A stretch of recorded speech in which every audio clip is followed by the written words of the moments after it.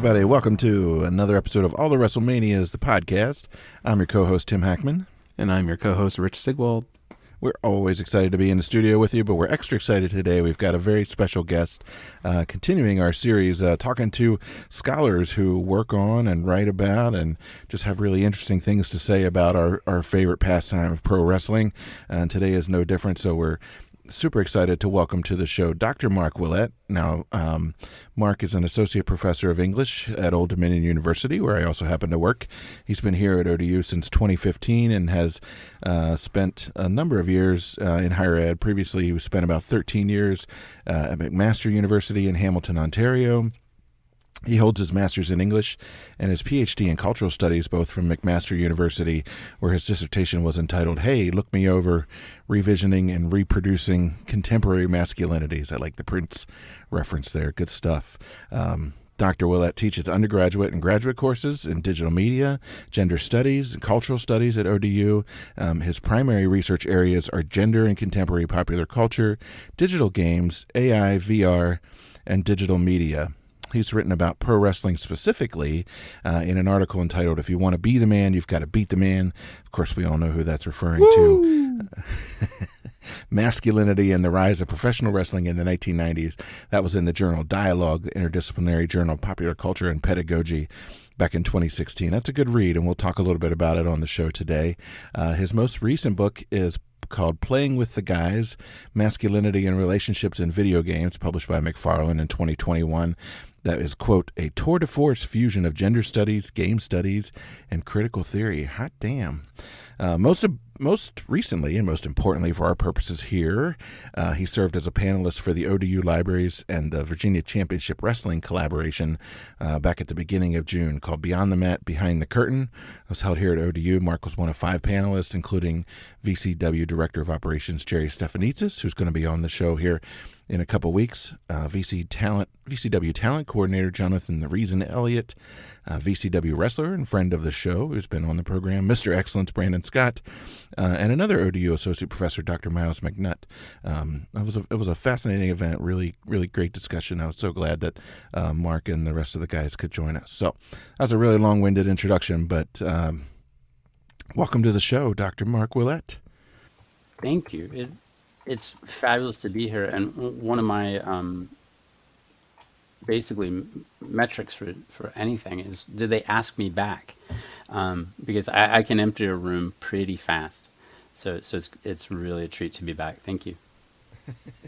Yeah, it's great. So obviously I had the pleasure of facilitating the panel back at the beginning of June, but Rich came in from out of town. He got to see it. Rich, what did you think of the panel at ODU and Marc and the other guys? So the short answer is it was incredible, honestly. These days, it's very hard for me not to be looking at my phone and like fully paying attention to something that's happening. And I was completely riveted and sucked in, and I couldn't break away, honestly. Just because, one, it's a topic that fascinates me endlessly, is just where wrestling really fits in pop culture. Why is it revered and then also hated at the same time, frequently by the same people? And I felt that the mixing of professors plus actual wrestling people was an excellent combo. As you know, like, I'm fascinated just by anything that's like makes it interdisciplinary with professional wrestling. That's why I'm fascinated by wrestling theme songs and the use of classical music in wrestling, and this was right up there with it. Just like, where does wrestling fit in pop culture and all that good stuff? And so I was hooked pretty much the moment it started, and especially when the number of times you said "carny" during the event was great. I tried to lean into that one. That one in high art. I think I had a little one of those little baseball counters in my pocket. I was hitting the buttons for those. So Marc, thanks for being part of that panel, and it was also a lot of fun to have you and your lovely family, of course, come along to the VCW show. So did you enjoy the panel discussion as well? I enjoyed all of it. It was fabulous. It was a real treat, and also nice to get out on a Friday night when you've got kids.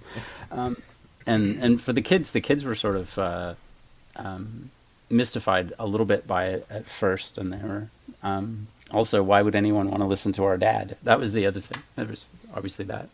Well, it's good to check your ego every now and then, you know.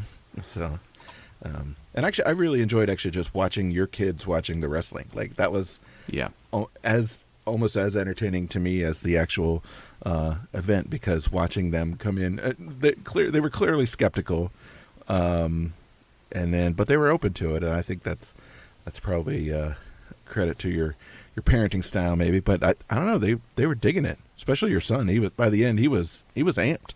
He was, and he was chirping, and he realized that being a Canadian with a strong hockey background, that chirps are like an extra language for us. So when he realized it was a space where he could chirp within reason, that was fun, because it's a lot of it's a big part of the game, right? Any game is you're chirping, you're trash talking, and that sort of thing. And he's come a long way. He's very literal. So there was a moment when there was a squash, he thought the guy was actually hurt. He was like, "Why are they taking so long to help that guy?" And it was like, "No. This is a work. This is part of the plan." And so it took him a little while. He's a little bit literal.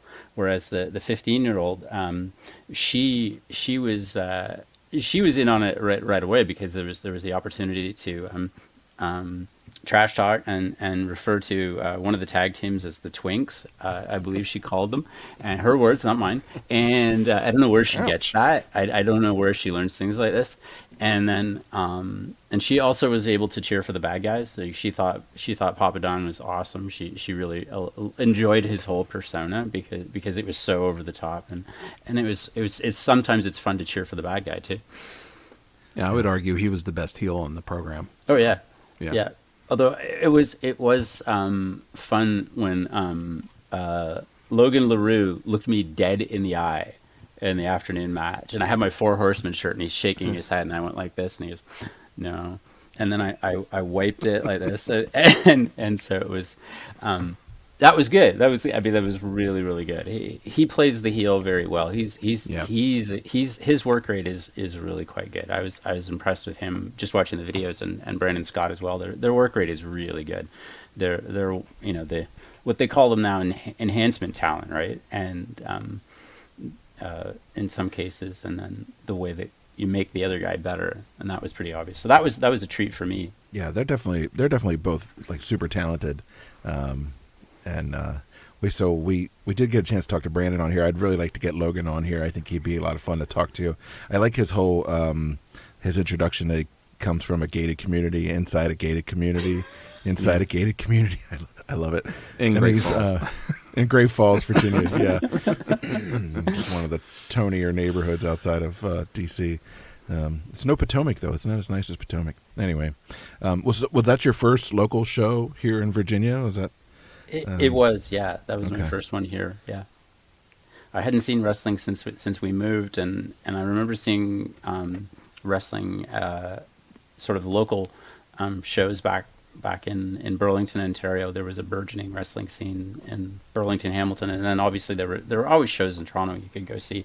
And the last actual thing that I remember seeing was a play at Buddies in Bad Times Theater about sort of loosely based on historical fact. And it was called Body Slam, and it was Buddies in Bad Times is the theater, the community theater basically in the gay village in Toronto, and so it's sort of an activist theater as well. And so this was a love story between the wrestlers as a play, and so they had actual wrestling bumps. They were taking bumps. They had a ring in the theater, and that was one of the last things I saw. It was terrific to see that. That's awesome. I think there's actually a play right now. I don't know if it's a musical or what. Rich, you know what I'm talking about? There's one like right now that's going on. Yeah, Brandon Scott was actually in it. Yeah, I saw that. I can't remember what it was called. It was like The Last Match or something like that. It looked the photos, and I found the website. It looked fascinating. So Did you grow up in Hamilton, or were you from somewhere else in Canada? Yeah, my family's from the Windsor, Ontario area, in southwestern Ontario. So we grew up across the river from Detroit, and so Well-ette is actually the. Some people argue, but it's the main street in Windsor is Well-ette Avenue. So that's why I have a picture of Well-ette Place, and then there's another picture I use on my materials. There's actually a building there. It says Well-ette Tower. So there's a picture of me in front of it. I think it's pretty appropriate. Nice. And so that's where I'm from. That's home, and then moved away from there to go to school. So it was 3 hours up the road to Waterloo, and then McMaster is just outside Toronto, about 45 minutes from Toronto, and then by train, and then we lived in a Toronto suburb for years and years and years and years. So Shell and I have been married 30 years. So she's put up with my wrestling habit for like 30 years, and she's supported it. The Ric Flair doll that is on the shelf in my office was a Christmas present. And what was your first exposure to pro wrestling? Were you like into the what was it, the Dino Bravo's territory up in there? Yeah, Dino Bravo was one of the guys who came in. The territory actually was for a long time run by George Cannon, aka George MacArthur, or Crybaby MacArthur, and he was a big guy. That was the one that was in Windsor, and it used to tape at the University of Windsor math buildings, and they do a couple tapings on a Saturday. And it was actually our parish priest who brought us there. He would load up his giant. I've told the story so many times. But it's still a true story. This priest was a legend. He was absolutely a legend.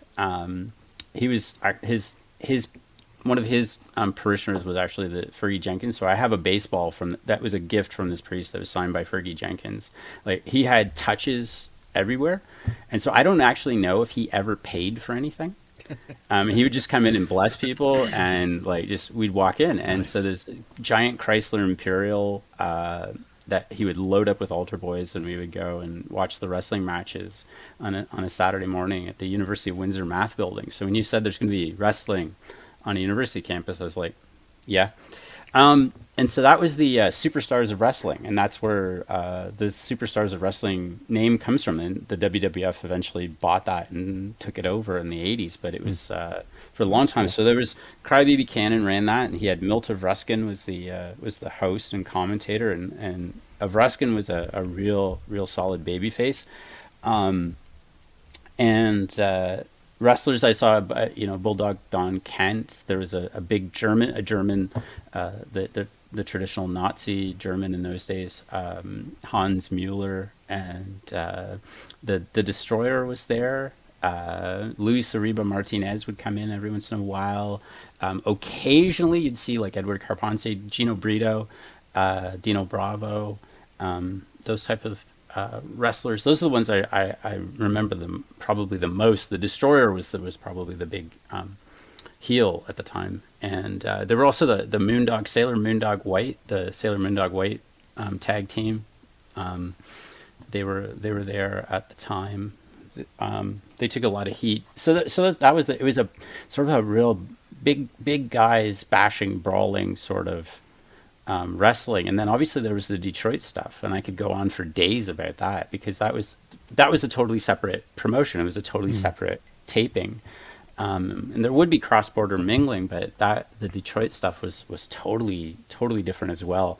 And so obviously that was there was the Sheik and Dick the Bruiser, and it was Abdullah the Butcher is actually from Windsor. So is Killer Kowalski, and so that was sort of a known thing. And it's just a big bashing, brawling sort of style. That's really awesome. There's some amazing names and amazing talent there. So was the broadcasts out of Detroit like fairly easy to pick up over the airwaves for you all? Yeah, it was kind of hilarious because I sent you the link to the mockumentary, pseudo documentary, I Like to Hurt People, which is about the Sheik, and they pull up outside of the WGPR studios, and the WGPR, it has there's sort of a couple of different versions of how it has its name. One of the founders says it's where God's presence radiates, but it was also the WGP stands for Grosse Pointe. And so when you talk about gated communities, Grosse Pointe there are several Grosse Pointes in Detroit, and those are that's where like Edsel Ford House is still there, and this is like a landmark place, and Grosse Pointe is. And then there's Grosse Pointe Farms and Grosse Pointe Woods and all these sort of things. So there are gated communities inside gated communities over there. But the WGPR was actually a station originated for the African American community in Detroit by the African American community in Detroit. It was, a tremendous community resource, but they had to fill airtime. And so they would fill it with all kinds of interesting stuff. And so a lot of it was Christian oriented. And then they had the wrestling on Saturdays. But that's also how I got into Doctor Who, was because of there would be these things, and the next thing that comes on is old Dark Shadows reruns, and Doctor Who, and professional wrestling. And it'd be like, okay, that's an interesting mixture of things. How could you go wrong with that combination of things? And they had a fabulous... immediately be my favorite TV station.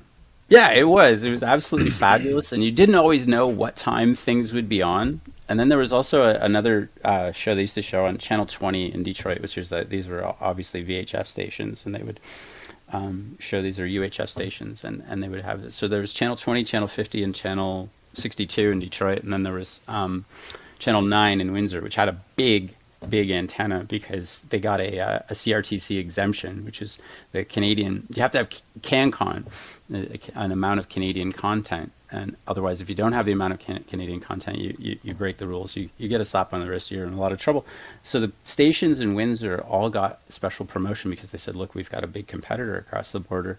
Give us a big antenna." And so Channel 9 in Windsor famously had one of the biggest antennas, and the AM station there. CKLW had the biggest transmitter for a time in the area, the 58,000 watt clear channel AM transmitter. And so in the 60s and early 70s, they were broadcasting all over the place. It was awesome.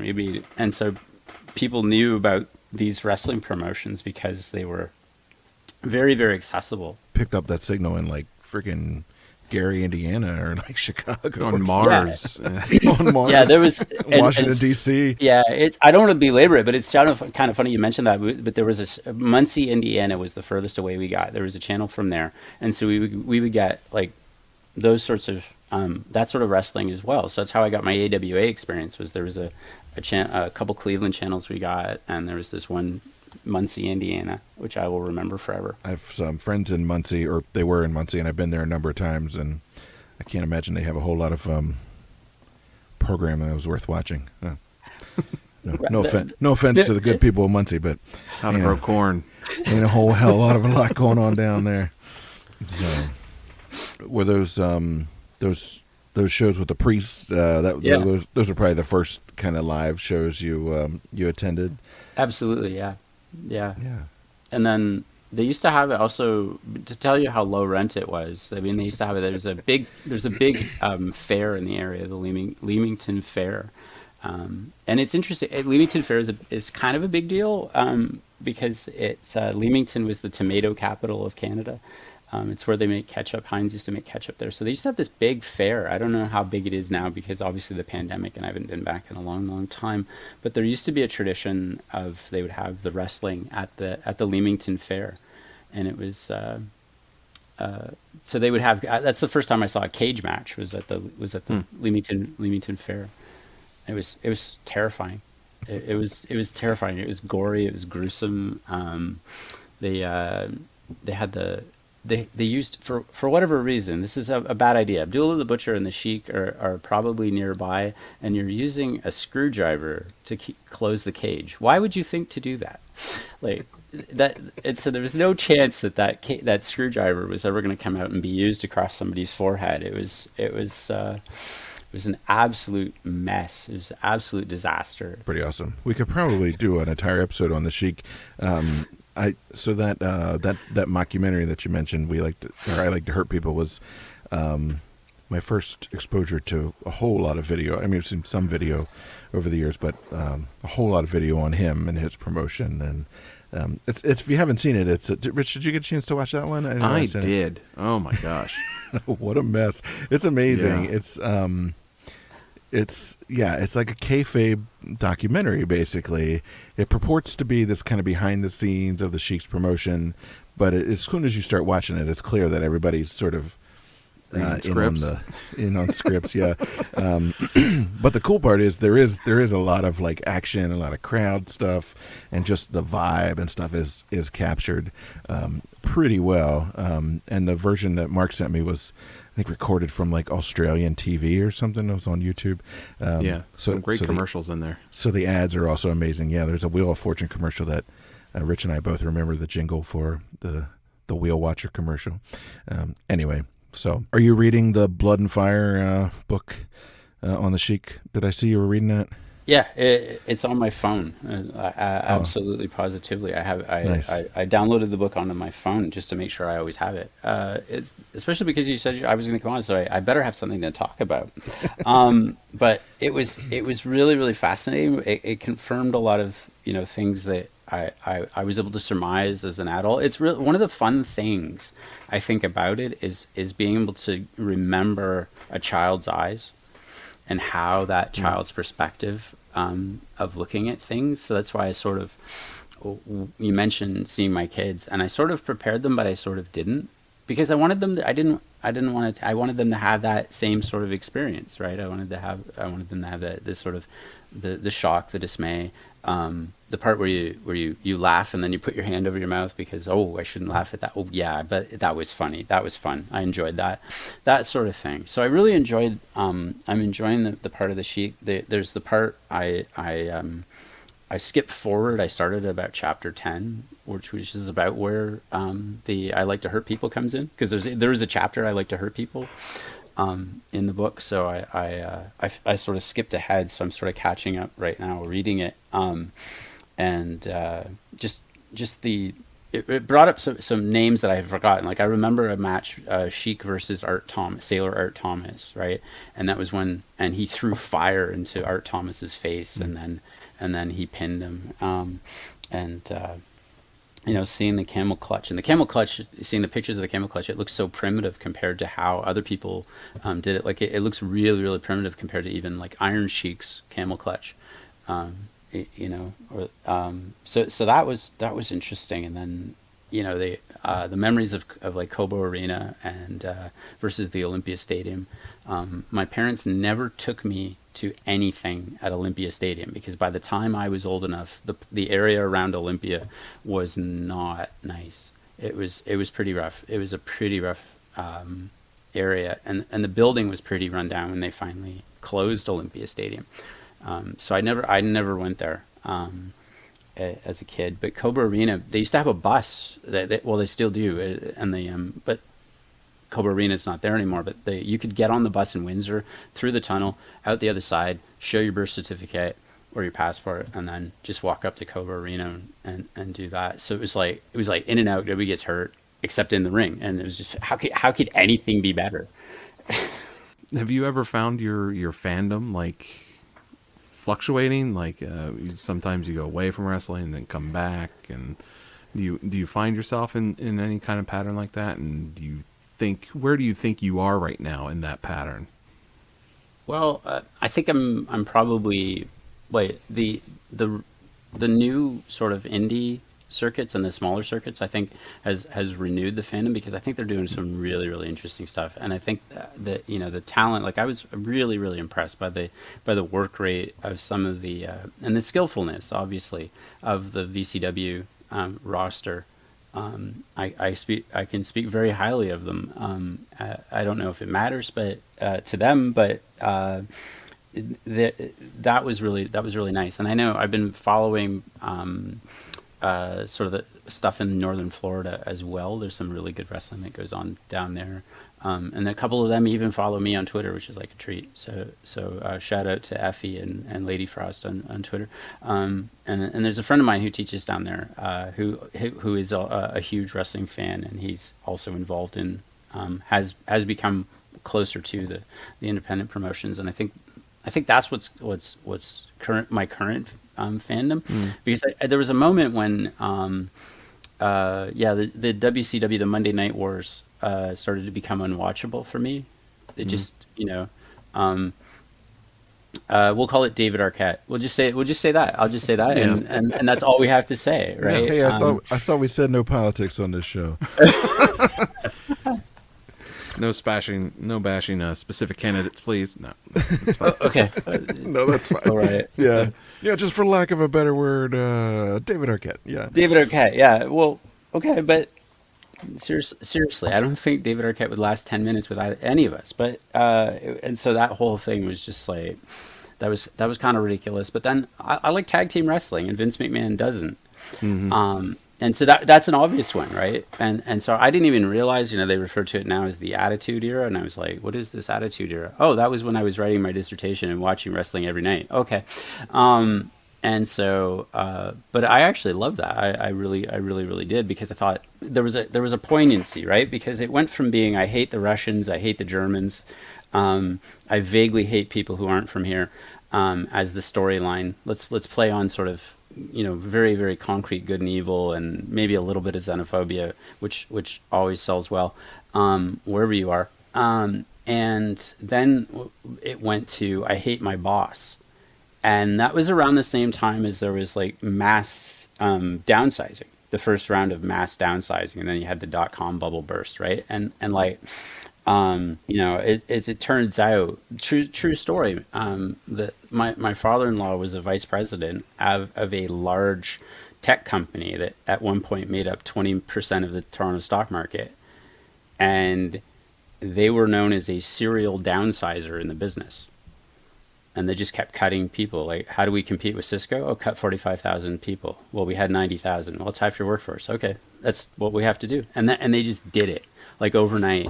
And they and so that was around the same time as the Ric Flair having his battle with Bischoff, and around the same time as Austin having his battle with McMahon. And so there was sort of a resonance there of how that worked. But I also, one of the things I do connect in my dissertation, and that's where that article came from. It took me, would you believe it took me like a dozen years to get that in print, to get somebody to say, you know what, this guy's onto something. So I would always say, never be the first unless you can be the Beatles. Top tip. Don't be an anonymous mediocre Canadian guy if you want to be ahead of everybody else.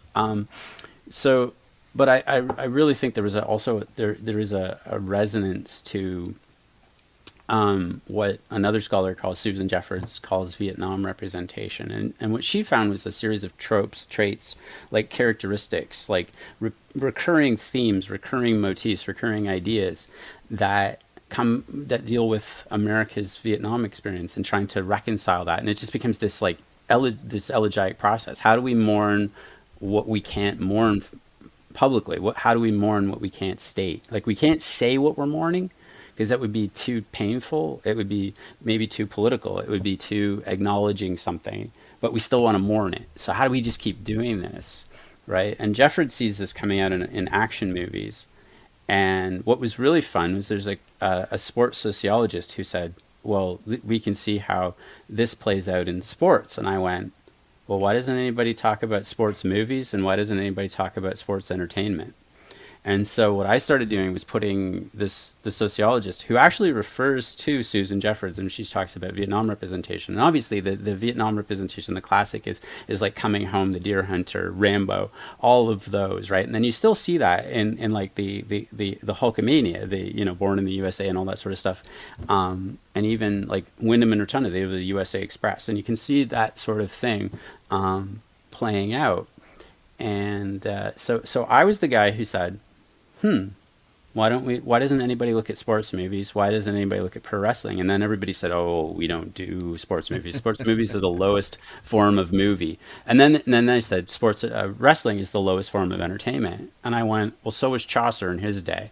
Yeah. And that was dangerous. Like, that was a dangerous idea for me to say that like Chaucer was kind of bawdy. And then I went, okay, the first exploding fart joke, that's in Chaucer. That's in the Canterbury Tales, right? And so then it was like having to deal with somebody who is the smart ass kid who also happened to be a properly trained academic. How do you deal with that guy? And so eventually, they had to deal with me. So you can also see I come by the sort of affinity with wrestling sort of naturally, because there's like at some point you have to have that sort of inner academic badass to ask these questions, right? Yeah. I mean, so first off, farts are funny no matter whether it's 1300 or 1999, whatever it is, they're still funny. And if you don't think they're funny, all the joy is going out of your life, and you should probably just get in the box. I'm not interested in people who don't think farts are funny.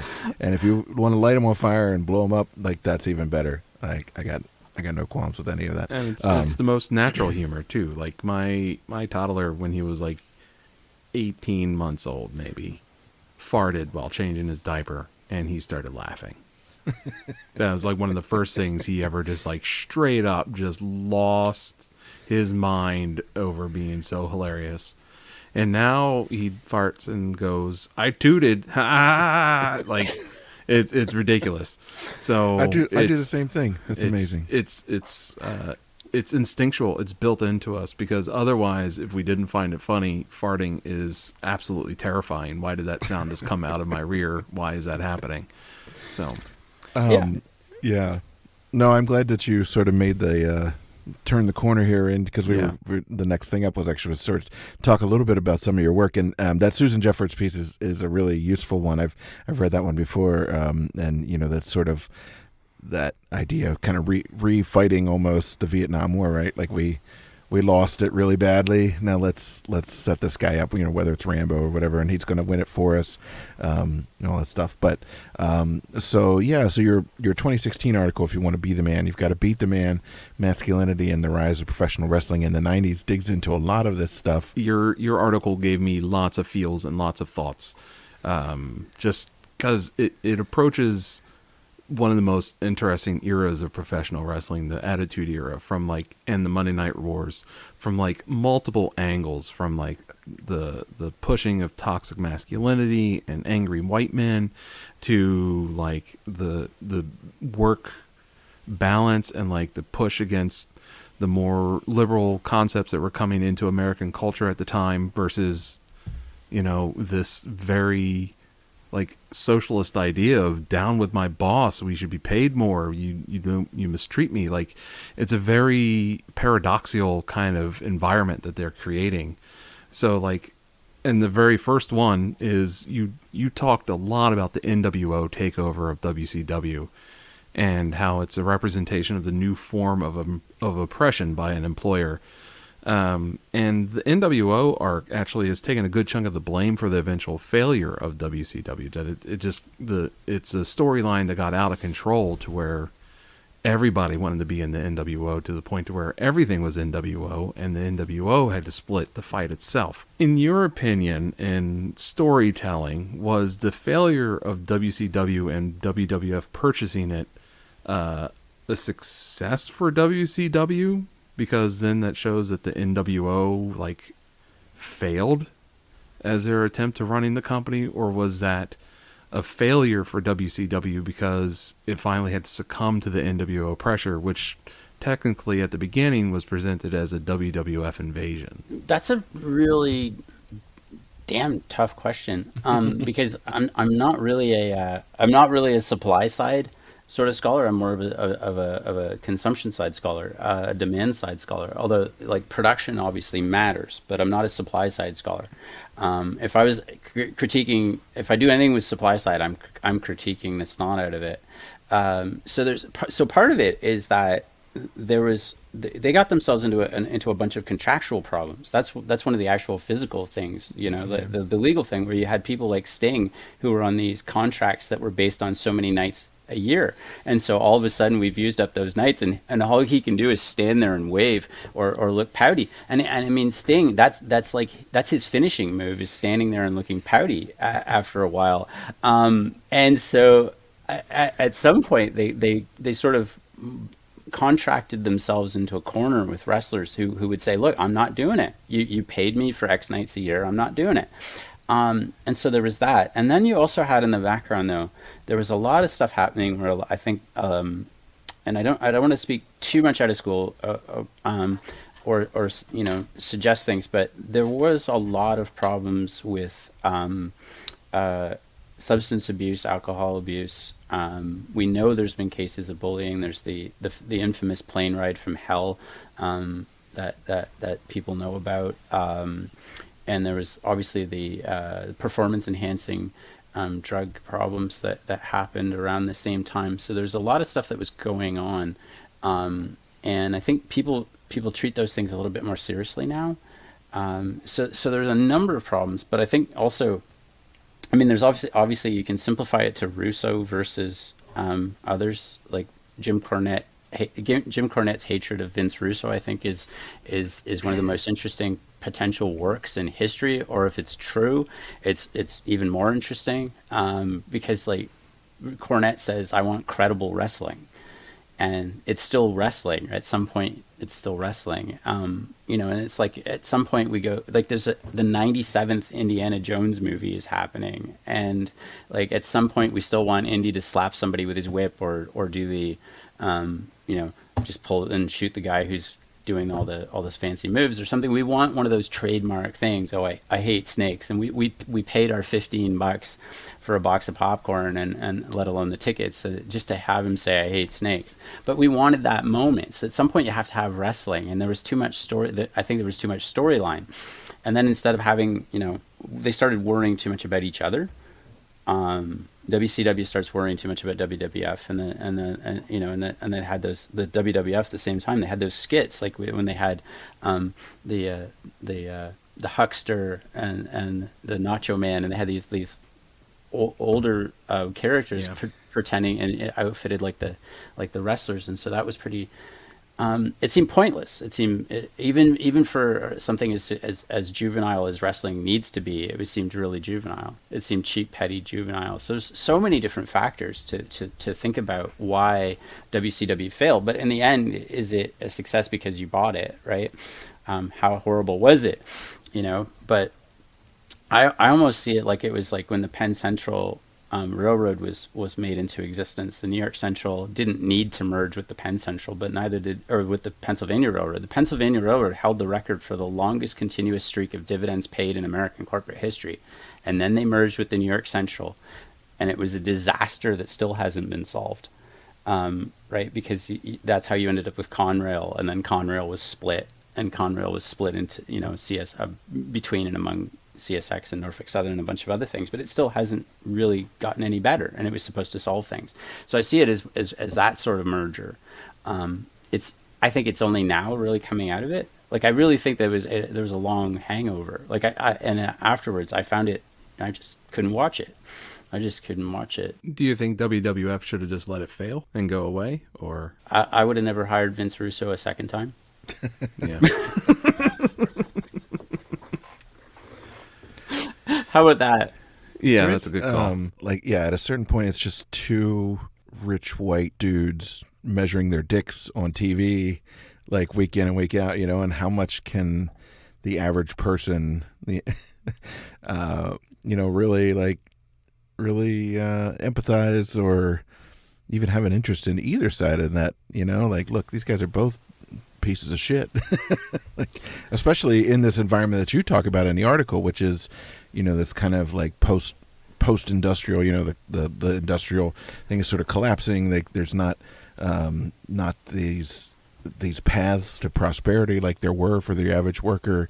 You've sort of turned from we hate the Iranians, we hate the Russians, to we hate the boss.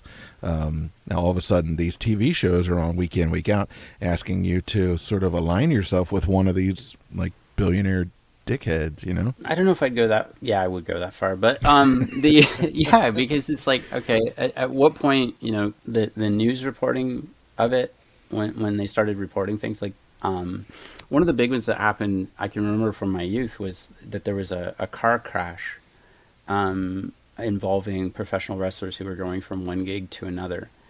And interestingly enough, I found it doing a dive down the old Slam wrestling files that I had used. And so there was a reference to that, and it broke kayfabe because there were heels and baby faces in the same car. And they actually had some of the little people, or as they used to, midget wrestlers that they used to say,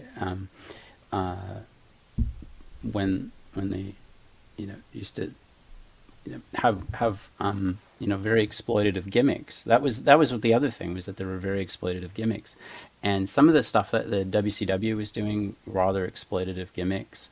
The WWF went there a couple times. I think WWF was a little bit smarter. Like, one of the things, like, I talk about was someplace else, in another paper, I talk about how they did where Stephanie McMahon turned out to be the one as the ringleader of the National Organization of Women protest against the WWF at the time, and now we have to say WWE.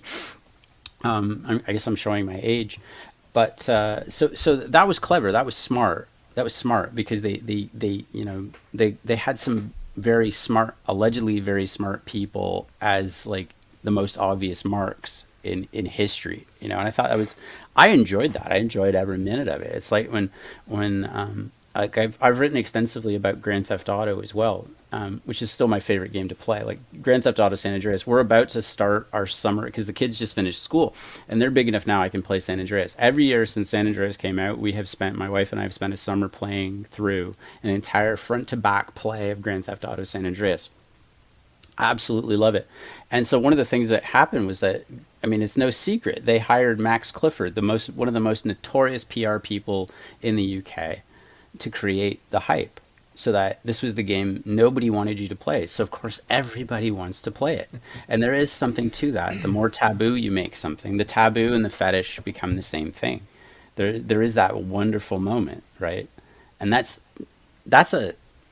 such a literary trope. That is one of the most frequently used literary tropes that we have. The fetish and the taboo become the same thing. Attraction and repulsion.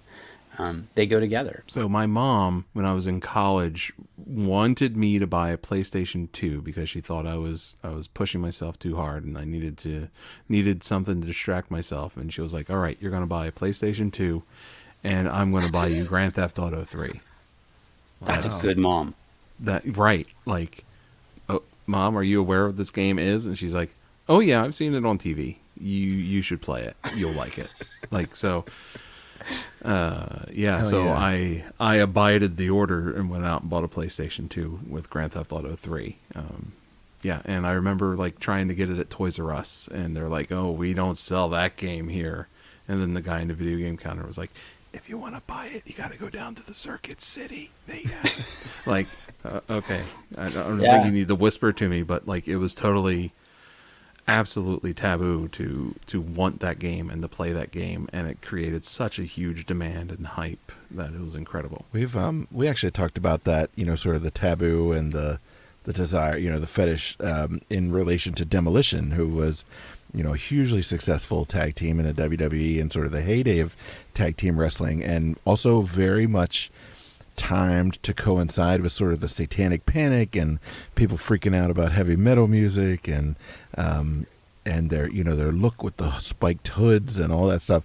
Like, it was designed to, like, piss off your parents, which of course made it, like, the coolest thing in the entire world to a 10, 11, 12, 13-year-old, And so of course, all of us, I mean, I remember being terrified by Demolition when they would come out, but also kind of fascinated, right? And like, oh shit, what are these guys going to do? They're so scary. It's that push and pull, I think there's a lot of that in wrestling. You were talking about the cage match, and you're like, oh, this is bloody, this is gory, I shouldn't look, but I'm totally going to look.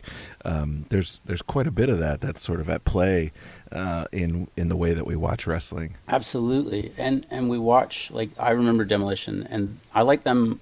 They're one of the few WWF of the time teams and performers that I liked more than than some of the NWA. Like, I preferred the NWA at that time to the WWF, because the WWF was all about Hulk Hogan, or Chump Hogan, as Bobby Heenan used to call him. And I just thought, this is the most horrible thing. Like, okay, he's going to make the comeback. He's going to, 3 punches, a kick, off the ropes, leg drop, 1, 2, 3, it's over. And it's like, and people complain that the Sheik only had 5-minute matches. Hogan, it was terrible on the days that you actually saw a title match, right? And so NWA, at least they had the TV title at the time, and that was going to be defended every TV taping, allegedly. And so I just thought it was a better overall quality. But the Demolition was a fantastic tag team. But they, of course, had a huge pedigree before they became Demolition, right? So that was part of it too. But they were fantastic. And I as I've said before, I really like tag. I always enjoyed tag team wrestling. Right, which makes sense for your NWA, your preference for NWA, because that's where like the tag teams really thrive. That's where the Rock and Roll Express, the Midnight Express, the Russians, and everybody, the Four Horsemen, them.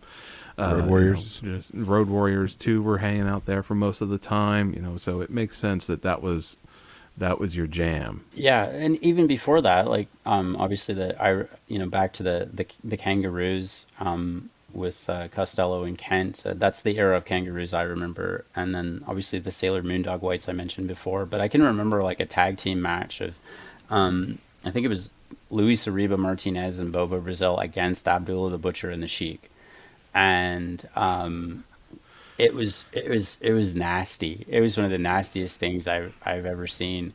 And because like Abdullah the Butcher, you didn't know what that guy was going to do. You didn't know at any time, and so that was pretty cool to see that sort of thing. But I always really did have an affinity for tag team wrestling, because I always thought the one thing that like the WWF had they sort of stereotyped that you had to have the Speed Man and then you had the Power Man, but there were tag teams like the you mentioned the Midnight Express, and they were always really balanced. I liked a lot of the tag teams were a little bit more balanced in some of the NWA tag teams, and that made it more fun, I think. A little bit more competitive looking. The wrestling was a little bit more credible. Yeah, so I got another.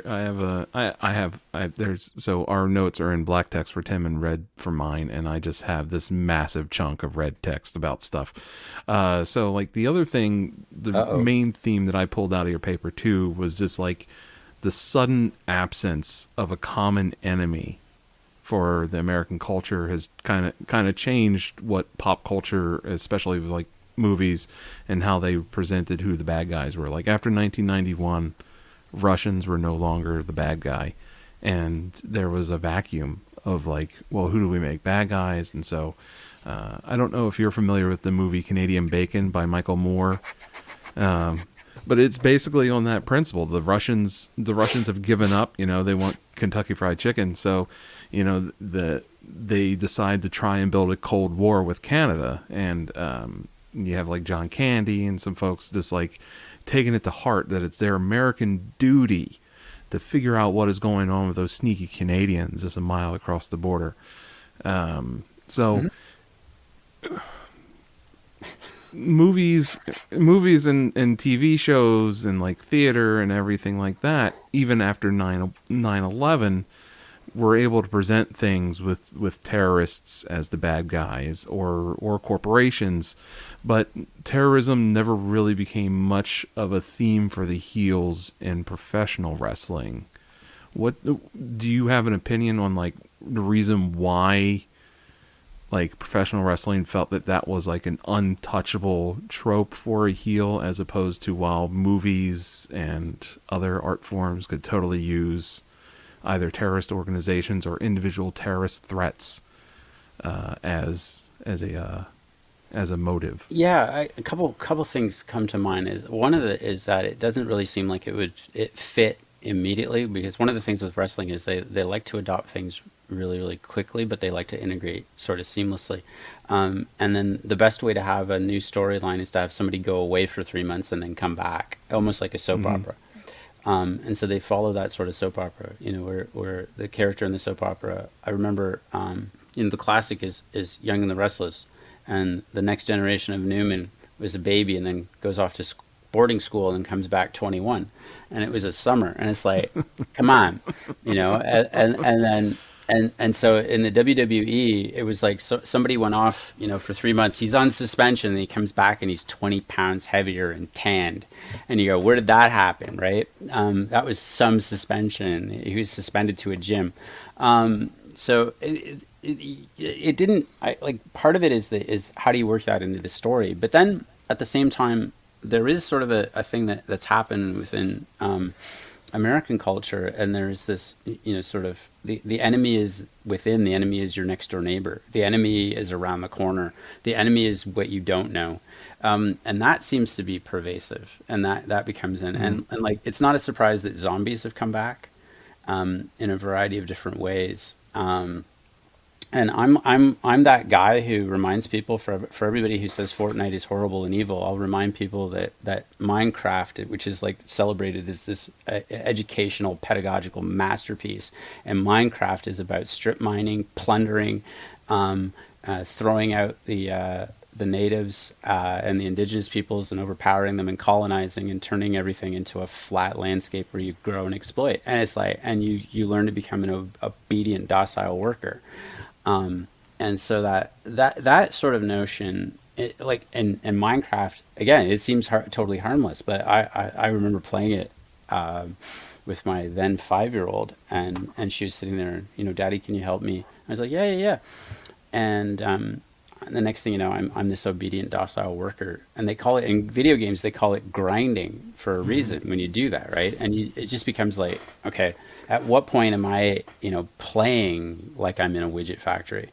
And so that sort of thing is sort of more pervasive in American culture right now. And you have this very us versus them political landscape, where at any given time, a third of the country would want me deported in a heartbeat.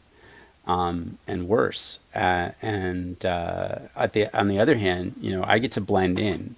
I get to pass as a white Anglophone person, and so I get to hear it as well. And so we have this culture where we don't talk about. I mentioned this today. I was talking to somebody else, and where I live, like, you hear there was this article that came out in the New York Times from Fortnite to alt-right. And there was this idea that if you played Fortnite, you were going to be susceptible to like this alt-right pipeline. And my 12-year-old plays Fortnite, and he's pretty damn good. And he's scary good, and better than me, which is, I'm scary good.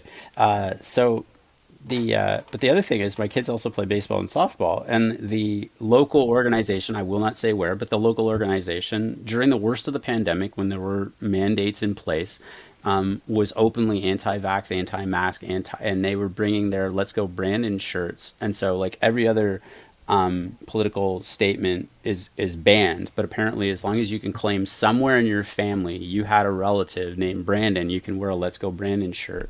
And this is the thing. And so nobody has an article in the New York Times saying bats right to alt-right.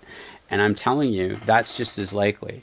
And so there's this sense that, like, the notion of how these things, I think it's even more nuanced, but I think these sorts of themes of the distrust of my neighbor, of the distrust of things. And so it was kind of interesting because, like, it was, really homey for a Canadian, like, moving here. Like, I felt right at home because as a Canadian, I could go 10 years without talking to my next door neighbor. And that's just, you just sort of nod and drive off to work in the morning. And here it's like, nobody wants to talk to me. It's like, oh, okay, it's just a normal neighborhood. But then I find out that they don't want to talk to me because I am the foreigner. Like, literally, I had one of the neighbors stop me in the driveway and say, how long are you going to be staying here? Because there are nice people in this neighborhood, And I'm like, admittedly, I have a pretty wife and kids and a nice house that I've kept up and cut the grass. And I'm like, I thought we were nice people. Are you cooking meth in the basement or something? Like I was looking at this, right? Also, who's nicer than Canadians? Well, that's the point of Canadian bacon, right? It's kind of what you're known for, right? Like, it's the O's, and it's the being super nice. Sorry. Like, I don't, whatever. Yeah, well, I'm glad you mentioned Canadian bacon. And just to let you know, there is a better movie.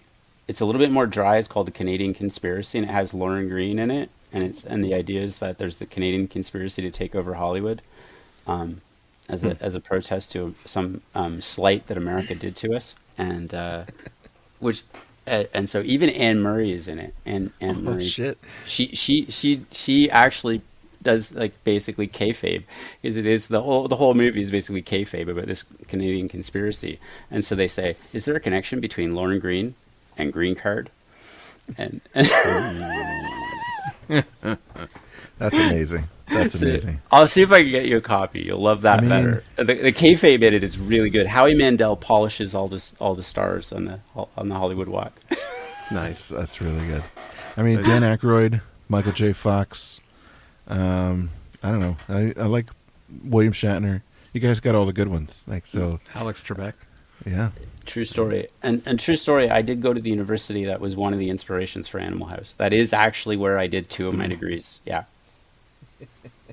Yeah, and you know, as you're talking about like wrestling focusing on evil corporations, what ends up actually being the true bad guy in Canadian Bacon is a giant weapons corporation manufacturer. So it's always the corporations that are the bad guys. And even a lot of the terrorist movies, like, you know, it turns out that they're actually being backed by some giant conglomerate or something like that. So now the last clump question of red text that I have is mainly about. Maybe I'll take a bathroom break while you do that. Yeah. Okay, So well, the last.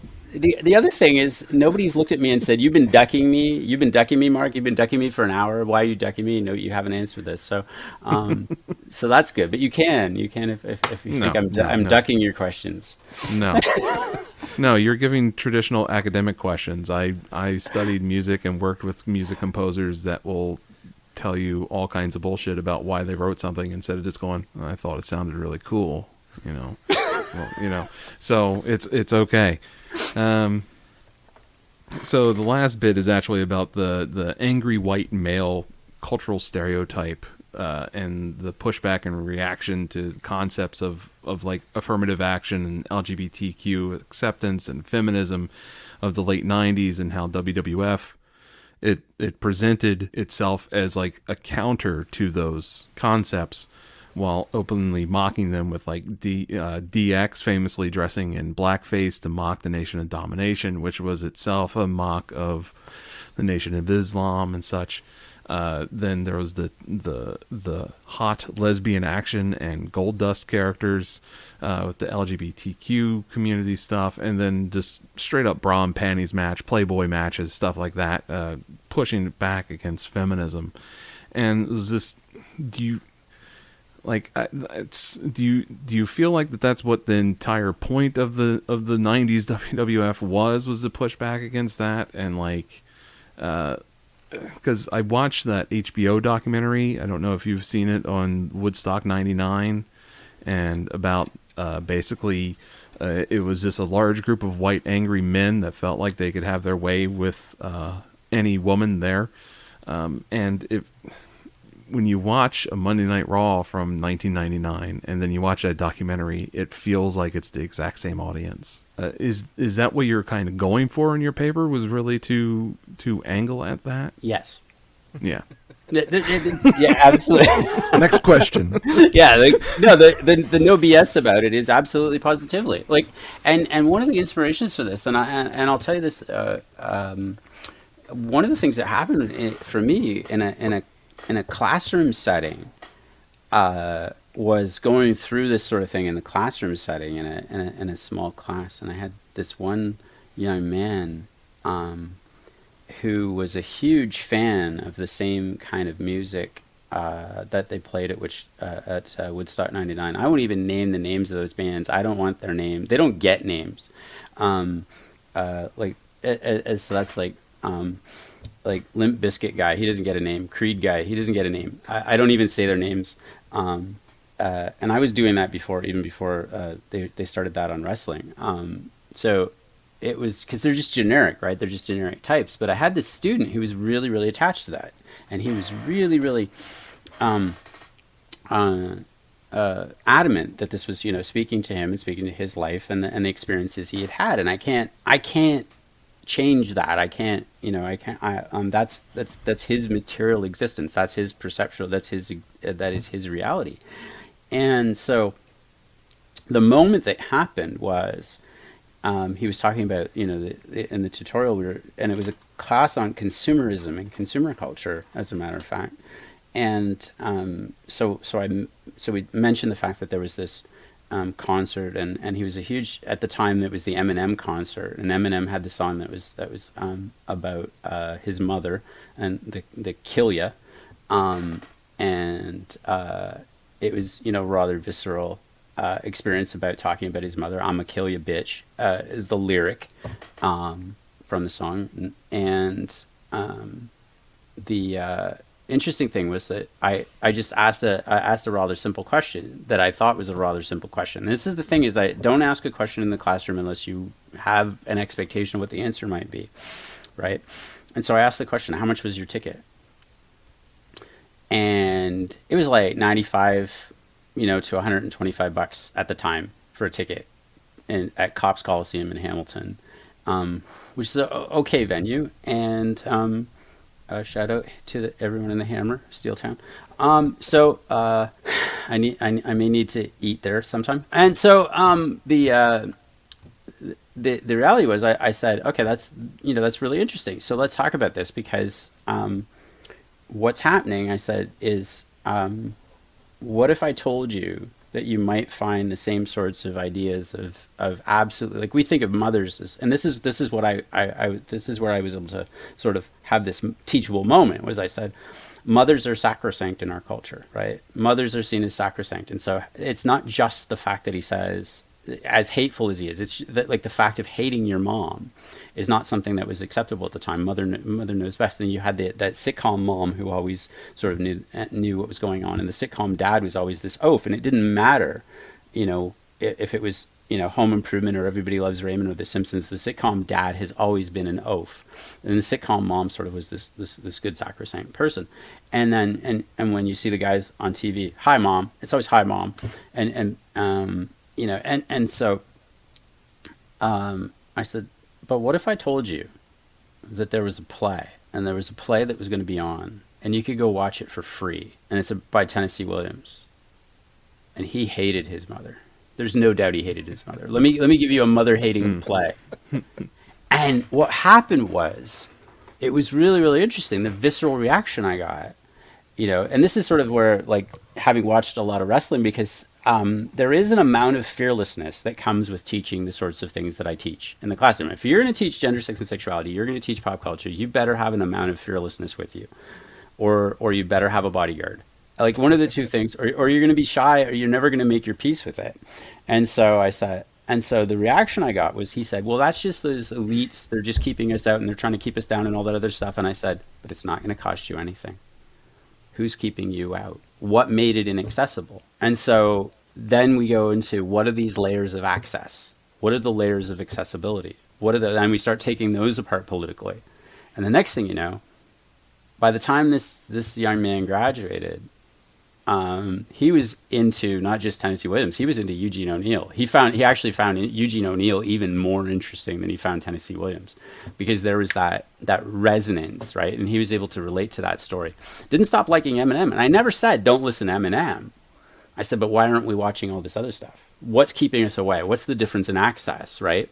And so one of the things that happened as well around that time was 1 billion cable channels.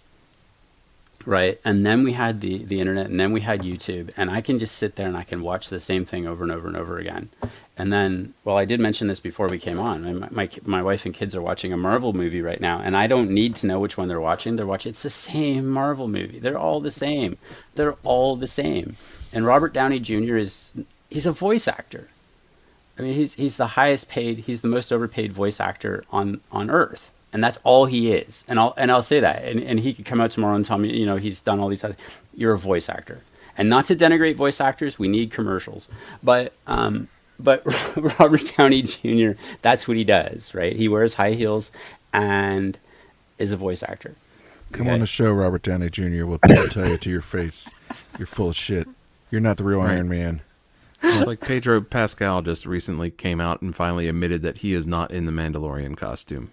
That he's just a voice actor in The Mandalorian. Why would he be? Well, yeah. Why would he be? Yeah, what do you need to be, right? I mean, and the funny thing is, James Earl Jones never made a bone about being a voice actor. He's like, yeah, I'm a voice actor. I mean, that's another story. That's a story for another day, but that's the sort of thing. And so these sorts of relationships, and why are we getting these resonances? So when you talk about the angry white male, there's sort of this displaced, but I don't know what it is, right? And so one of my favorite definitions of angst is actually from Douglas Copeland, who wrote the book about, Gen X and all that sort of stuff. And his definition of angst was having limitless choices and choosing nothing. And so that's part of it. That's part of it. But you can actually set your clock and your calendar. This is something I talk about in the book. Could I mention that? In the book, What's the name of the book again? Playing with the Guys. It was supposed to be Playing with the Boys, but that's another story. Where can they buy it? A finer ODU bookstore near you. I'm on Amazon. I have an Amazon page. Oh, cool. So, Very cool. so McFarlane Press 2021. Yeah. Go ahead. One of the things I say is that you can set your clock by America News Magazine covers about a crisis in masculinity. And so I go through and I document. It's like every 10 years there's a crisis in masculinity. The most recent one was they had the Esquire had it. It was a very confused suburban white boy in Wisconsin who had no idea how to approach girls because he was afraid. And I'm like, come on. Like the next time somebody asks me, Doctor, and this is one of the ones I get, Dr. Well-ette. And when I get these questions, and I hate to say this, but it's true. Excuse me. They all sound like Eric Cartman to me when I get this certain sort of question. When they ask me, Dr. Well-ette, why don't we have a men's studies department? And I hear that in Eric Cartman's voice. And I say, look, until we had a women's studies department or a gender studies department, it was all men's studies. Okay, so deal with it that way. And they ask me, and I say, look, two-thirds of the people floating around a university with PhDs are men. Easy as that. When has there been a bad time to be a white guy in America? Bo Burnham does it. I mean, Bo Burnham blasts it. He has the song about his father. I want to be like my dad in 1985, to be a white guy in 1985. Suburban white guy in 1985. It's hilarious. I mean, Bo Burnham is kind of one of my I don't have guilty pleasures, so that's one of my hidden joys. Thanks for the thoughts on that, Rich. Did I answer your question, or should do you want to press the professor on that one? No, I'm good. Are you good? I mean, I don't want to be ducking. Oh, sorry.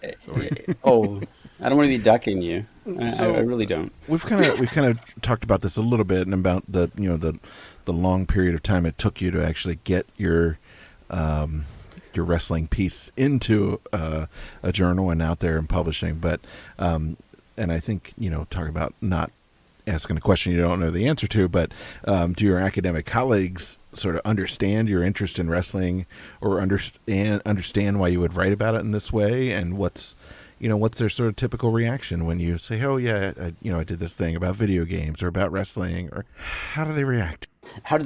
Well, I remember all through my graduate school experience, because I went to one of those universities where people would just look at you and they would say, it's just not done. It's just not done, Mark. It's just not done. And but I also had somebody who was in the cohort a year ahead of me, who would constantly tell me, it's not literature. And he would say it exactly like that. It's not literature. And I would say, I'm sorry, what's literature? What do you mean by literature? And so we would have to talk about this. So, and I was like, okay, but I realize I'm not, but, and so I spent an awful lot of time being a curiosity, because I went to the university that actually still houses the world famous journal 18th Century Literature, which wins all kinds of awards. And they are the place that provides the professors who give the lectures for the Stratford Shakespearean Festival, which is renowned for being what it is. It's one of the best experiences of theater in the world. And so that's where I went to school. And I actually had an office at one point when I first started teaching there. I had my office right next to the prof who gave those lectures. And he was a delightful man, but had no idea what it was I did. And so I spent a lot of time having to sort of defend myself. My doctoral supervisor didn't have a television in his house. And he was one of those people who, when email came in, was like, I'll be on email once a day. At this particular time, I check my email, and and that was it, as opposed to me, who grew up with it. And I've been using the internet since the late 80s because of the various engineering jobs that I had, because of I started life as an engineer, and I'm now a reformed engineer, and so I always so this was really an interesting thing, and so they didn't know how to deal with me, but at the same time they knew, like, cultural studies and pop culture was going to be a thing. So I was actually the first cultural studies PhD to come out of there, and so my dissertation had to be a thing. It had to be demonstrably as good as anything that place had ever published. So I know for a fact that my dissertation was, one of the very best dissertations to come out in the country in that year, because it had to be. That was what they told me. And so and the name of the department was changed shortly after I graduated to English and Cultural Studies to recognize that sort of progression. So there was this sort of like behind the scenes, but nobody would ever tell you they were on your side. That was the other thing. Nobody would ever tell you they were on your side. And so it was where I learned how to deal with university politics, which is like one of the nastiest things you can learn how to deal with. So there's always the people who stay, the people who leave, and the people who are always on the side that wins, no matter what side is winning. There's always those people. And so I learned how to navigate university politics at a very early age for an academic. But my dissertation was literally a ping pong ball in the department at the time, because of the fact that I was working on these sorts of topics. And so that's just the subject area, the field of popular culture, or and then doing masculinity studies and looking at it from a perspective of masculinity. If I wasn't saying bad things about masculinity, and even now, if I don't say enough bad things about masculinity, people will look at me and go, I don't know. And so I take a lot of pains to say, look, I'm fully aware that this is problematic, and I'll deal with the problematic stuff. In fact, the problematic stuff might be more problematic than you imagine, just by picking out everything that's wrong. And if you're telling me everything that's wrong, you're just telling me how things fit. You haven't told me why, you haven't told me how, and you haven't told me how to fix it. And so I'm more interested in looking at the sort of how things came to be and why things came to be, as opposed to just where things fit. I've never really been a where things fit kind of person. So it's made for challenges, but I always think my work is better. And I've also been able to maintain that sort of ability to be true to who I am, because there's also that notion, like, where I come from, like on my street, there used to be a Chrysler van that came and picked up everybody's dad in the morning to drive them off to the Chrysler plant. That was the sort of reality that I grew up in, and on the one side of my family, I'm the first generation. I didn't even realize this was a thing until I came here. I am the first generation, and on the one side of the family to go, and of 19 grandchildren, my brother and I at one point had half the degrees. And so my grandfather had all of grade 3 because of the timing of the Depression and the war and other things that happened. And so, but with that, he was able to provide for 9 children and have a farm and work at a plant, and able to do that. And so that sort of reality, I don't know if that happens in 2023, that there would be the ability of somebody to do that. But at the same time, I would hope that would never happen. Like I would hope a child would never be pulled out of school in grade 3 because of, exigencies that happen that would be that cataclysmic, at the same time. But that's part of who I am. Like even the idea that I like sports in an English department, like in English, English departments at the time I was doing my graduate work, I could go on for days about this. But one of the things is if you were afraid of technology, like you were an actual honest to goodness technophobe, join an English department. History would have been number 2 at the time, at least where I went to school.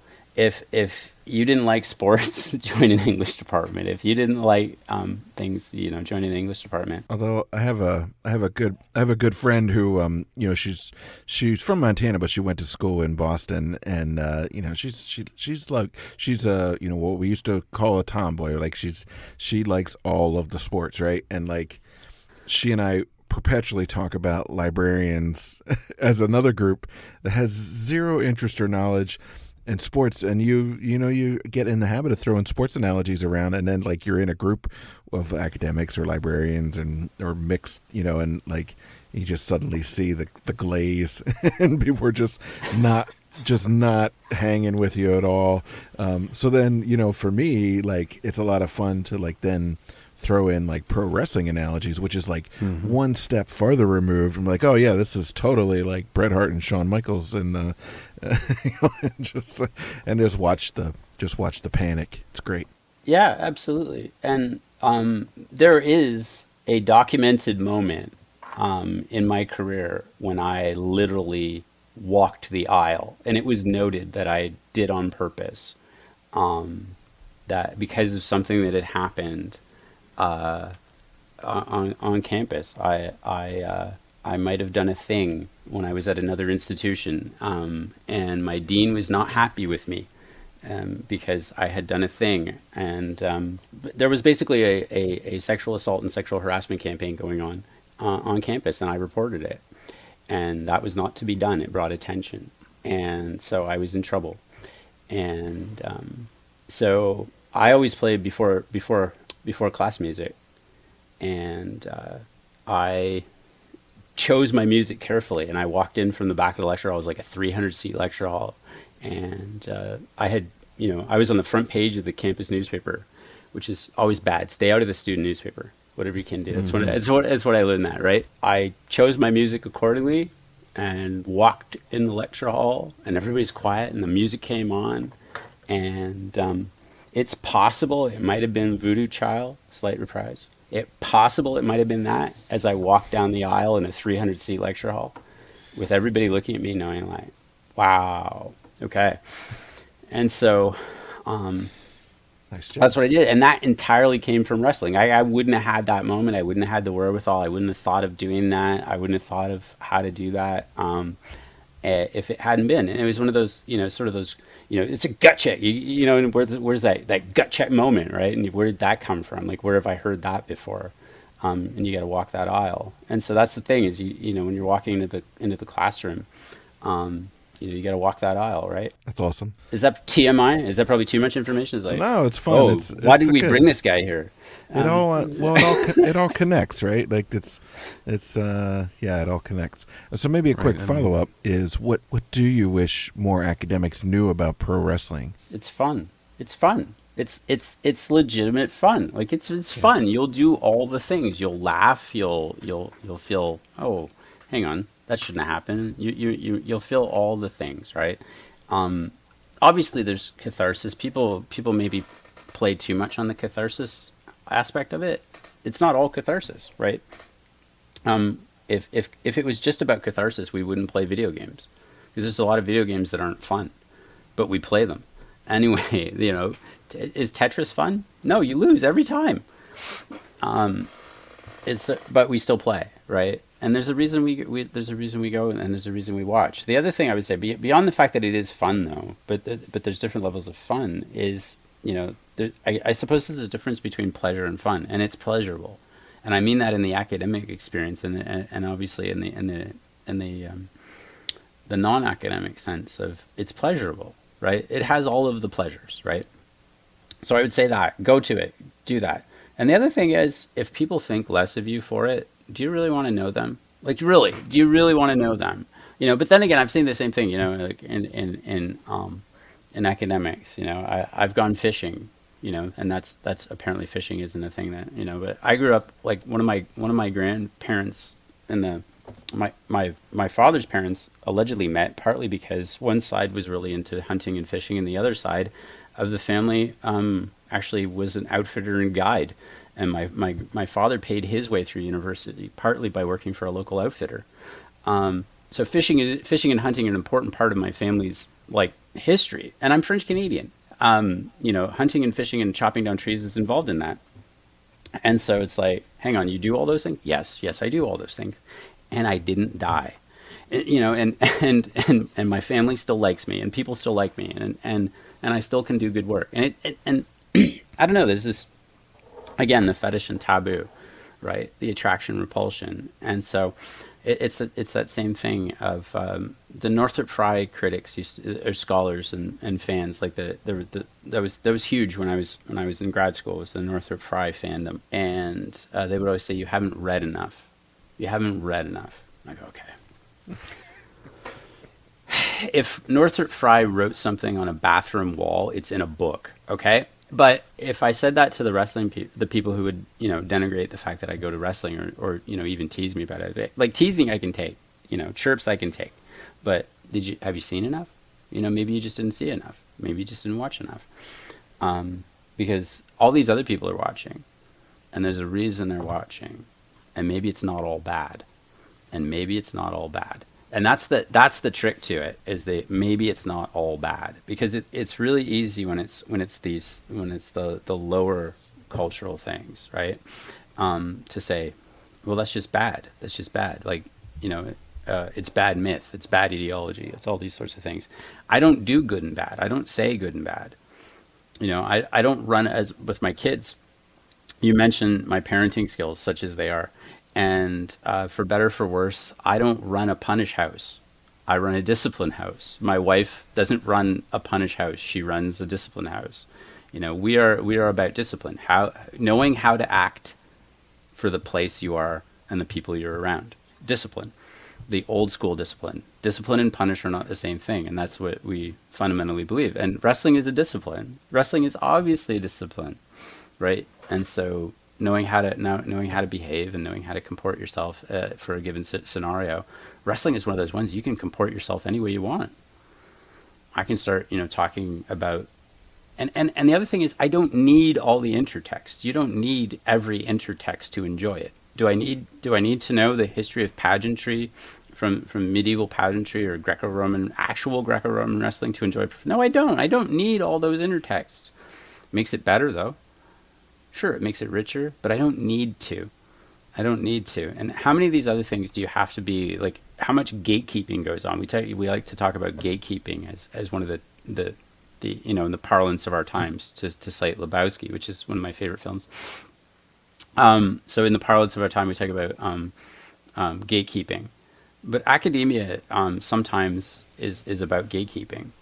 Right. And I'm talking to librarians. So you've seen the latest edition of the Norton Anthology. You know what gatekeeping is, and that's an exercise in gatekeeping in so many different ways. My syllabus, tries to be a not exercise in gatekeeping, but a syllabus can be an exercise in gatekeeping. Sure. And that's sort of unfortunate. So when I, and there's always going to be the sort of thing on television about, what's going to be next? Professors are talking about professional wrestling. What's going to be next? How low? And they're going to, but I would, any day of the week, any of those guys doesn't last 10 minutes with me in an actual debate. They don't. And they wouldn't last 10 minutes with me on the ice. I promise you. I promise you. And that's how it is. And so that's sort of the environment I grew up in. If we're going to do it, we'll do it on the ice, or we'll do it in the classroom. We'll do it in the boardroom. That's fine. I'm good. Any way, I'm good. And we have a picture of you on the ice, so maybe we use that in the promotion for the episode, because for people to know that you know what you're talking about and you're not fucking around. So it's really a very similar thing to like Comic Cons and the whole concept of cosplay. Like there's a whole culture into it, but then there's the outsiders that are like, ooh, that's weird. But then if you ever took them to a Comic Con and experience the social welcoming that you get, and like you're just allowed to be yourself. You can be that like transgender Klingon that's also flying the Millennium Falcon. Somebody's gonna be like, well, you kind of crossing things around there, but it's okay.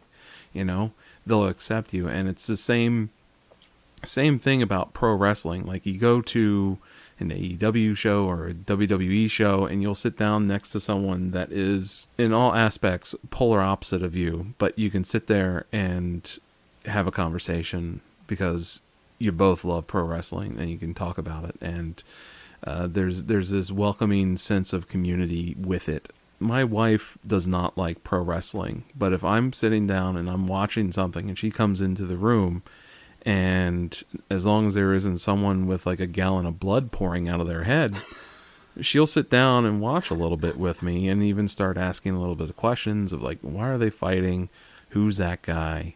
Why is he doing that? Does that really hurt?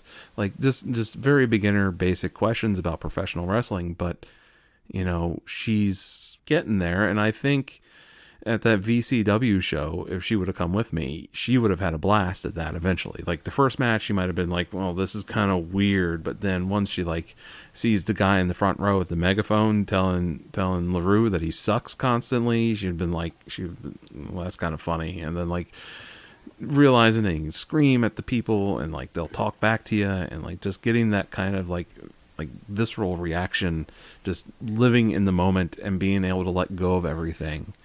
I mean, that's one of the things that like I find professional wrestling a bit of an escape for myself, and that's because as working as a librarian, there's certain aspects culturally that you're expected to be, because you're a librarian, you must read a lot. Like I don't actually read that much. I don't find reading pleasurable, because I do a lot of reading for work, honestly. It's like all legalese that I'm reading, and it's just like, I don't want to read anything. I want to go home, sit on my butt, and watch Hulk Hogan body slam Andre the Giant. That's what I want to see. I want to see two meaty men slapping each other around, and that's what I need right now. And I listen to heavy metal music on occasion. I also like Broadway musicals, and like all of these things have gatekeepers, and they have barriers between them, and they're all things that as a male librarian I'm probably not supposed to like. But, I like them. Especially being a classically trained trumpet player, I'm not really supposed to like a lot of that stuff. So, I get it, and I think that's honestly, just get the pull out of your ass and come to an indie wrestling show and let yourself down. Wear a t-shirt. It'll be fun, please. I mean, I don't know how you could watch a match with a 6'4" man wearing a boar mask and furry boots and not just immediately become a fan. Like just immediately, just like, and just chant his name over and over and over again. Yeah, boar. Like it's ridiculous. If you're not if you're not down with that, you might as well just get in the box, like, because it's all over for you. Well, and the number of times my 15-year-old turns and says, "Oh, I want those tights," or my wife turns and looks at me and she says, "Ooh, I want those leggings. Why haven't you bought me those leggings?" And I was like, "But okay, let's do it." And so there's something for everybody, and it's I couldn't concur more. Like there's times like I don't want to think about all the sorts of stuff I have to think about in terms of the day-to-day job. I want to actually enjoy myself. I want to see some enjoyment, and it's like I video games. I play hockey. I grew up playing hockey and sports and stuff like that. My dad was a coach, and so I grew up. I was 7 days old the first time I was in a gym, and because of the era that was, like if you were the basketball coach or the football coach, you didn't have to supervise after school dances and concerts, but you also got in free. So a lot of basketball games were on Friday nights, and so we'd be in the gym and the concert would be setting up. And so legit, a little 4-year-old me, 5-year-old me, I saw Rush, I saw Earth, Wind and Fire, I saw all kinds of groups, because that was where they played the big high schools. And so the gym at the school where my dad taught and coached had a 3,000 seat gym, and so that was where these bands played. And so, but I can still fall asleep in a gym, is the moral of the story. I get up on those bleachers and I can fall asleep. If you had let me sit in the bleachers at where they had the thing in the ODU the volleyball gym, I'd have been asleep. I get so comfortable on bleachers to this day. It's not a problem. I could sit in a baseball game and I'm just like at home. That's like one of the most at home things. A big tub of nachos and a big 44-ounce tub of beverage, and that's home. Like that feels like home, right? And we need those moments. What's wrong with those moments, right? And so there's so many different ways that we keep ourselves out. That's the other thing. It's one of the big things that I look at. Like one of the concepts that I teach, it's one of the toughest concepts I teach, is the idea of the ways different groups compete for dominance in culture, and they do that through consent. And so many of the different ways we give consent, like every time we swipe our bank card, we've just consented. We've just said, I agree. And there's so many ways also that we learn to keep ourselves out. That's not for me. Or the other way is that we learn, I don't like it, therefore it must be bad. And a lot of things in our culture reinforce that. If I don't like it, it must be bad. Or I've been told it's not for me, it must be bad. And for me, this is one of those things where in grad school, I guess I was lucky. I had that moment, and the moment for me, this doesn't have anything to do with wrestling. Actually, it's I always do, I tell my grad students this one. I haven't told this crop of grad students this story, but it's a true story. I call it the Margaret Atwood moment, where I was sitting in class and we were reading a Margaret Atwood novel, and the next Margaret Atwood novel I enjoy will still be the first, which is probably the most un-Canadian thing I've said. But if you ask me, like, and she's sacrosanct as well, although she's a rather controversial figure, because she occasionally, she speaks her mind, and she comes down sometimes on sides that are surprising, and I give her a lot of credit for that. And as an essayist, she's absolutely brilliant. There is no doubt she is absolutely brilliant, and her ability to put words on a page is brilliant. Like, we are lucky to be living at a time when this woman is writing. Like, she is absolutely brilliant, and the Nobel Prize not going to her yet is a crime. But ask me if I like it. No, not really. I don't. But can I tell you why it's brilliant? Every which way. And I think that's an important skill that we've lost, is the ability to genuinely appreciate something for what it is. Like, and Ric Flair says it. He says, "Really, like it or don't like it, sit down and look at it, because it's the best thing going today." That's a Ric Flair quote. I can rattle those off, but it's true, and that's the thing that I think resonates about having that ability to enjoy something or appreciate something. Again, that goes back to that notion of all of the pleasures. Like, can we appreciate the artistry, the creativity? Like, I don't get figure skating. My wife's a figure skater, really good figure skater, competitive figure skater, has all of the stuff to teach figure skating at the highest level.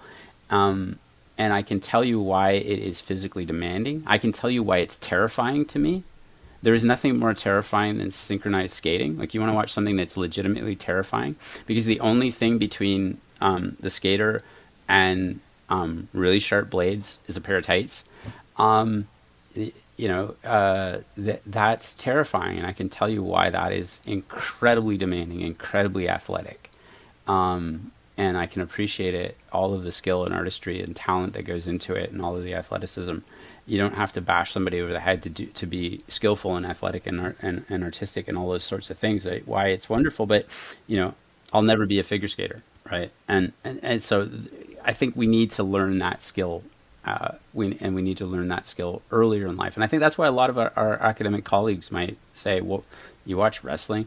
It's all just men in their underwear fighting." Okay, great. You've never watched wrestling. That's it. I had a friend in high school that was absolutely obsessed with the movie Johnny Mnemonic. I don't know if you guys remember that. It was kind of like a poor man's Matrix kind of thing. And I watched it. I thought it was one of the worst things I'd ever seen in my life. But she had the backpack, she had the pencil box, she had the binder trapper keeper thing that was like all Johnny Mnemonic.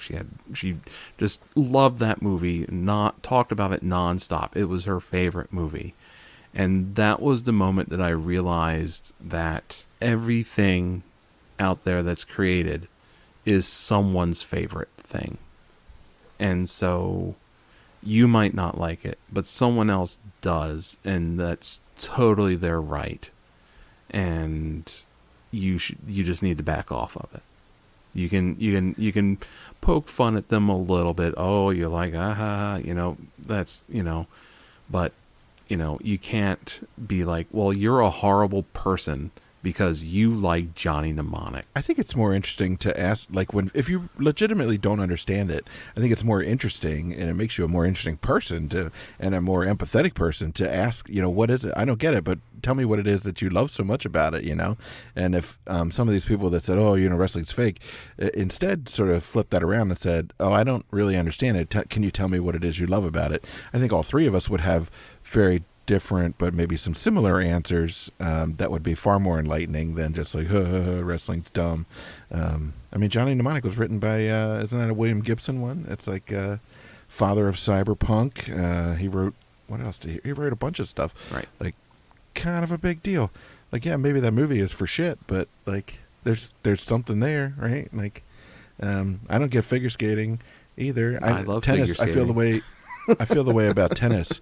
Tennis, I understand, and David Foster Wallace's writings about tennis have helped me to understand, like, just how insanely hard it is. I'm not going to sit down and watch tennis. It doesn't do anything for me. No. I get it. I see where he's coming from. Couldn't give two shits, but like, if I met somebody who was like super into tennis, tell me what it is that you like about that, right? So anyway, I think it's maybe a lack of curiosity that people have, or maybe there's just too many choices, like you said about Douglas Copeland. Just too many choices, and so you pick to just shit on whatever it is. Tim, I'm going to take you back to library school and Raganathan's Laws. Every book its reader, and every reader its book. That's right. It's for everybody. There's something for everybody. So there's somebody out there reading the Left Behind series. It ain't me. Oh. Anyway, it's getting late, you guys. We should probably. How do you want to wrap up, Rich? I think we just need to. I think we just need to know who is your favorite wrestler of all time, and your favorite wrestler that's currently operating. Oh, okay. Well, see, like obviously Flair is like a huge icon and legend, and just the some of the like the 45-minute hour-long matches that were legit matches, just so overwhelmingly impressive, and the consistency for most of his career, and I think some of the one that people forget is the Flair Steamboat stuff, and that's like, I mean, how good is that? They're incredible. And I say that having seen like an early Randy Macho Man Savage when he was starting out as the Macho Man. So I remember him when he was relatively skinny, but doing the off the top rope type stuff. And so, but Flair I think is probably the top. Not that it's for the wrestling, and then sort of for the like the Four Horsemen era and just the top of the game and that sort of stuff. But the Sheik also holds like a special place because of the absolute nastiness and the absolute like bizarre like it like break every single rule and having no regard for the rules, and the ability to stay with kayfabe for so long, and that strict adherence to kayfabe. There is, and I do have vague memories of the Sheik when he actually did moves and didn't just come out and throw fire at people and pull a pencil out of his trunks and hit people. Although that was always one of the things was, is this the day? Is this the time? Is he going to go to the trunks? And so, yeah, I would say those are the top two, but obviously in terms of wrestling, the skill and everything, the skillfulness, Bret Hart is obviously up there. So it's a sort of a, I would have like a Rushmore sort of wrestlers. And current favorite wrestler operating today, I would say I wouldn't have one. I've been away from wrestling. There was the era just before the current one. There was a lot of stuff where I was just like, nah, that guy's getting a push he doesn't deserve. Nah, that guy's getting a push he doesn't deserve. Nah, that guy's getting a push he doesn't. Okay. Oh, when did John Cena change his hairstyle? Is this what John Cena is calling himself today? When did John Cena change his character again? Okay. So why is John Cena getting, oh, that's not John Cena? Come on. That's John Cena. And I am the guy who is like famously with my students. I've said that, the person who played Harry Potter was also the same person who played Frodo Baggins in the Hobbit movies, and they say, no, it's not. It's two different guys. Like, no, it's not. That's the same guy. It's the same guy. I'm a professional with 20 years in. I know these things. It's the same guy. And so, like, too many WWE, just like, wow, okay, another John Cena clone, another John Cena clone, another John Cena clone, another John Cena clone. No, that's an undeserved push. And so, I don't want to belabor my point. I'll let Vince McMahon belabor my point. But I really, I mean, I mentioned it before. I mentioned them before. I have I really like Effie. I really like Lady Frost. Shout out to them. And I also some of the VCW talent is pretty good, and it's hard not to like those guys. Yeah, they got some good folks working. Lady Frost just did an appearance on AEW a few weeks back. Rich, did you catch that one? I did not. She came out and wrestled one of the, she was sort of she kind of was jobbing for one of the stars. But I thought it was a cool name. I hadn't seen her before. So you said she's out of Florida? That's where I got sort of, that's what I became familiar with. Yeah. So very cool. Very cool. There's some very cool stuff going on in the indie circuits, I think. Also I was like, Jeff Jarrett. I always thought Jeff Jarrett was underrated. I always liked him. Double J. Hot take. Hot take. Uh-oh. All right. Show's over. Show's over. All right, we're deleting this whole thing. It's all okay. done. No. Okay. No. You're, like I said, you're allowed to like who you like, and he's having a great resurgence on AEW right now, honestly. Yeah, agreed. Don't yuck somebody's yum, right? Right. Even if it's Double J. I actually appreciate the older guys who can still come out and still get down. Like Double J is one, Billy Gunn is another. Some of these guys that can still do it. Sting is pushing 60. So, yeah. And he's still at least entertaining on the screen, Yeah. So that's really all that matters. Well, yeah, I was shocked to find out the Edge and Christian are pushing 50 now. I was kind of shocked. I was like, oh, I'm getting old. Edge looks it, but Christian doesn't. Christian's having a great run on AEW right now. Yeah. He's been doing some really great work as a heel. Dr. Marc, the Bullet Sponge Ouellette, it has been a pleasure to talk with you. We thank you so much for being on the show. We really have appreciated your insights and thank you for sharing all that with us. We hope you'll come back and do this again. I think we could talk about kayfabe for a whole 2 hours next time, maybe. That's the one to me that is the most endlessly fascinating aspect of all of this. So maybe that's a future show topic. What do you think? Deal. You'd really have me back? Absolutely. Oh yeah. Mission accomplished. Oh, okay. Because really, like I said, I can empty a room in no time. It's just Sorry. Well, this has been awesome. We really appreciate you being on here. You can find us at allthewrestlemanias.com, of course, and check out all of our recent episodes. We did one on an AWA show that was absolutely bananas. Make sure you check that one out. We're hoping to have the Director of Operations for VCW, Jerry Stefanitsis, here on hopefully on our next episode. That'll be sort of time to coincide with VCW Liberty Lottery show here in Norfolk. Liberty. And of course that's all I think about when I hear that show. Liberty. And of course we've always got great wrestling to watch and talk about, and sometimes we got not so great wrestling to watch and talk about. Yeah. Find us at WrestleMania Pod on Twitter, of course on all the usual socials on Facebook and Instagram and all the rest. If you'd like to contribute to the show, it's ko-fi.com/allthewrestlemanias. You can drop us $5 for the cost of a cup of coffee. That way we can do kickbacks to our guests and buy fancy new microphones to keep this amazing, immaculate sound quality up. I could use some new headphones, so $5. It's not that much. Yeah. Rich, anything else before we wrap up for today? No. Well, with that, I'm your co-host Tim, and I'm Rich, and we'll see you next time.